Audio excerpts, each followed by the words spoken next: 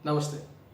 तो जी आज हम हुटामाकी इंडिया इस कंपनी के बारे में बात करेंगे। अगेन ये कंपनी फूड पैकेजिंग बिजनेस में है।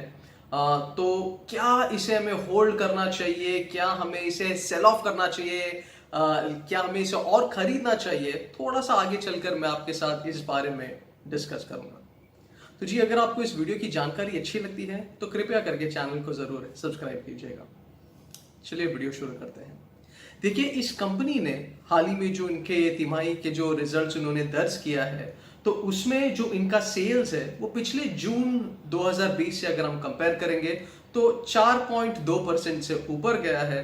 और जो प्रॉफिट है, खैर प्रॉफिट तो नहीं हुआ है अनफॉर्चुनेटली, इनका 113% का लॉस हुआ है अगर हम अगेन लास्ट ईयर जून से कंपेयर करेंगे तो। देखिए अगर आप कुछ ऐसी बातें हैं जिससे मेरा ये मानना है कि अगर आपने थोड़ा सा भी अगर प्रॉफिट बुक किया है तो हाँ आप इसे क्विट कर सकते हो, लेकिन प्रॉफिट आप बुक करके आप इसे सेल ऑफ कर सकते हो। या अगर समझो आप ऑलरेडी लॉस में हो तो आई वुड से फिर इसमें बने रहना ठीक है।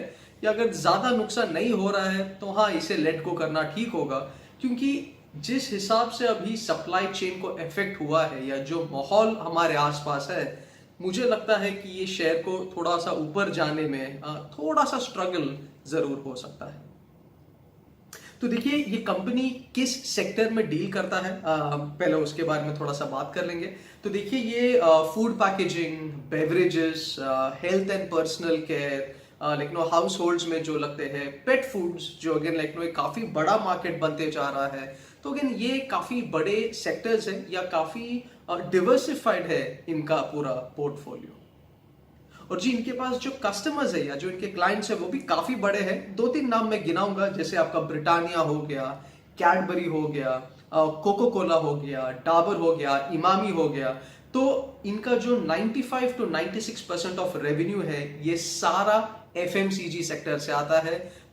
तो थोड़ा सा एक रिस्क ये again fast moving consumer goods FMCG, तो ये सेक्टर से इनका मैक्सिमम सारा रेवेन्यू आता है। तो अगर यहां पे समझो अगर सप्लाई चेन डिसरप्ट होता है या ब्रेक होता है, एक इमीडिएट इफेक्ट हमें ये कंपनी के शेयर प्राइस पे देखने मिलेगा। जी देखिए बिकॉज कंपनी काफी पुराना है अभी, ये कंपनी फिनलैंड में भी है, तो वहां से भी इन टर्म्स ऑफ फाइनेंस थोड़ा सा बैकिंग जरूर है।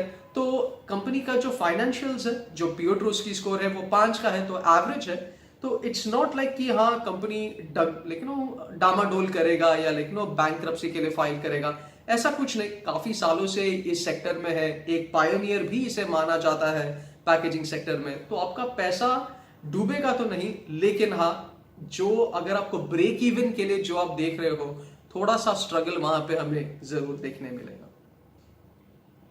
देखिए अब मैं आपसे ये शेयर करूंगा कि इस कंपनी पे थ्रेट्स क्या है। इस उसके पहले एक थोड़ा सा अच्छी बात भी कर लेंगे। तो जो एफआईज है उन्होंने हाल ही में अपना जो शेयर होल्डिंग का जो परसेंटेज है उसे इंक्रीज किया है। 4.24 था लास्ट क्वार्टर, इस क्वार्टर में 4.28 हुआ है। तो 0.4% से एफआईज ने भी अपने शेयर होल्डिंग्स इंक्रीज किए हैं। तो हाँ एक छोटा सा रीजन टू स्माइल हमें और आपके लिए है। पर देखिए भी इस पे थ्रेट्स क्या है, तो चलिए मैं आपके साथ 3-4 चीजें शेयर करूंगा। सबसे पहले ये जो सेक्टर में है, जो पैकेजिंग चीजें वगैरह बनाते हैं, उसके लिए जो मटेरियल लगता है, जो क्राफ्ट पेपर लगता है, उसका प्राइसेस काफी मजबूती से या काफी तेजी से ऊपर का रफ्तार पकड़ लिया है। जी ये क्राफ्ट पेपर अभी 5,000 रुपया पर टन में, पर टन इसका ये है। पहला इसका प्राइसेस बहुत कम हुआ था, हुआ करता था, और पिछले 10 दिनों में ये काफी ऊपर बढ़ चुका है। और जो क्राफ्ट पेपर का जो पूरा फेडरेशन है, उनका ये मानना है, इनका ये एनालिसिस है कि क्राफ्ट पेपर के पैसे ये और ज्यादा बढ़ने वाला है। अगेन ये बयान उन्होंने दिया था अभी हाल ही में, 11 अक्टूबर की बात है। तो एक छोटा सा तो नहीं, एक काफी थ्रेट हमें यहाँ पर लूम होता हुआ नजर आ रहा है। जी देखिए इसका कारण क्या है, इतना प्राइसेस क्यों ऊपर जा रहा है। ये जो भी क्राफ्ट पेपर्स है या जो भी पैकेजिंग मटेरियल्स, नॉट सारे बट मेजॉरिटी जो है, इसे मैन्युफैक्चर करने के लिए कोल का बहुत ज्यादा जरूरी है। कोयला का जरूरत है इसके लिए। अब हाल ही में आप लोगों ने न्यूज में भी सुना होगा कि हिंदुस्तान में कोयले का शॉर्टेज है, लेकिन काफी सारे कुछ ऐसे ऐसे स्टेट्स थे जहां पर उन्होंने ये भी घोषित किया था कि हाँ थोड़े दिनों में ब्लैकआउट होने वाला है। मेरे ख्याल में कुछ कुछ जगह पर हुआ भी।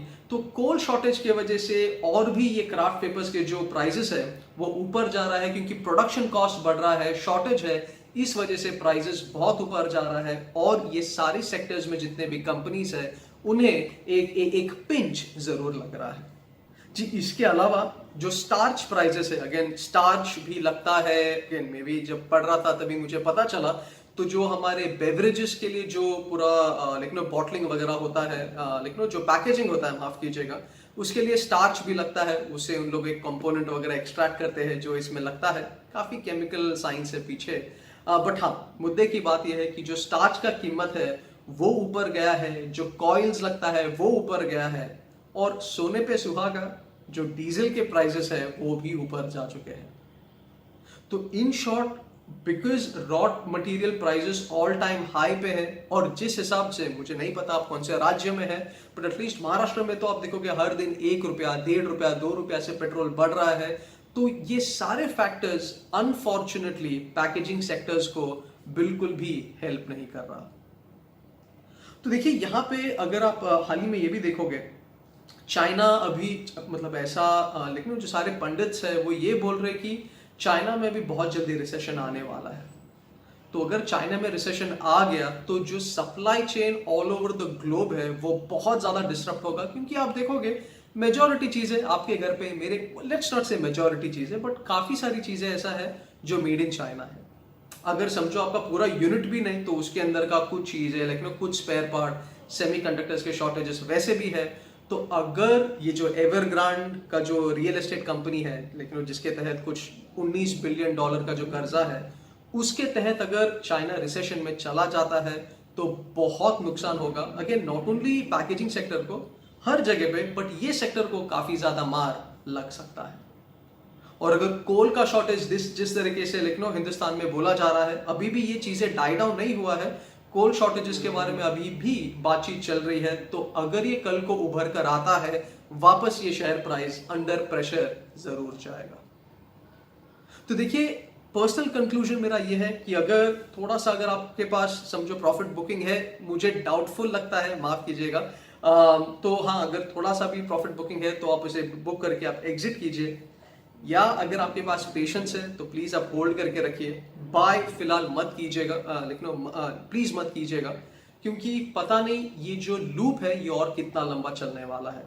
चाइना में क्या हो रहा है उस पर प्लीज आप नजर रखें, क्योंकि काफी सारी चीजें वो एक्सपोर्ट करते हैं, काफी सारी चीजें हम यहाँ से इंपोर्ट करते हैं, तो सप्लाई चेन डिसरप्ट जरूर हो सकता है। और अगर ये हुआ तो हाँ इमीडिएट जो इफेक्ट है हमें इस शेयर के प्राइस पर देखने मिलेगा। तो जी एक बार आप भी ये, लेकिन ये जो सेक्टर है, ये जो कंपनी है, इसके बारे में आप रिसर्च कीजिएगा और उसके बाद लेकिन आप भी अपना डिसीजन लीजिएगा। फिर मिलते हैं, धन्यवाद, नमस्ते।